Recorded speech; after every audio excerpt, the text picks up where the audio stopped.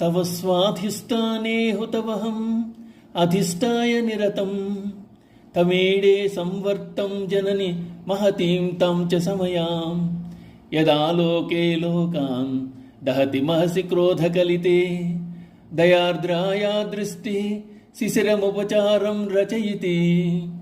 ప్రళయకాల సమయంలో తప్పింపచేసే భైరవుడు మహాసంవర్తుడు. ఆయన వలన ఏర్పడిన తాపమును నివారింపచేసే సమయ దయార్ద్ర దృష్టి గల అమ్మవారు. వీరిద్దరి సామరస్యం వలన సృష్టి నడుస్తోందని వివరిస్తున్నారు శంకర్లు. ప్రళయకాలంలో ఈ సంవర్తుడు ఉద్యోగాలను నశింపజేస్తే మళ్లీ వాటన్నింటినీ దయతో తడిపి సృష్టిలోనికి తీసుకుని వస్తోంది తల్లి. అమ్మ స్వరూపాన్ని స్వాధిష్టానం చక్రం వద్ద భావన చేయాలి.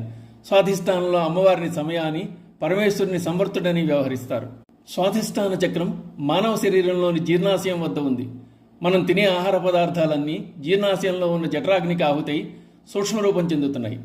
చైతన్య రూపిణి అయిన అమ్మ వలన సూక్ష్మరూపం పొందిన ఆహారం రస, రక్త, మాంసం మొదలగు ధాతువులుగా మారి శరీర పోషణకు ఉపయోగపడుతున్నాయి. శరీరంలోని జీవకణాలు పునరుద్ధరింపబడుతున్నాయి. అమ్మా, నీవు అధిష్టాన, అవస్థాన, అనుష్ఠాన, నామరూపములనే 5 విధములైన సామ్యములతో ఈశ్వరునితో సమానమైన దానివి. ఇరువరకు స్వాధిష్టానమే అధిష్టానం. నీవు మహతి, శివుడు మహాసంవర్తుడు అన్న నామములతో ఉన్నారు. ఇరువురు అగ్నిస్వరూపం ధరిస్తున్నారు.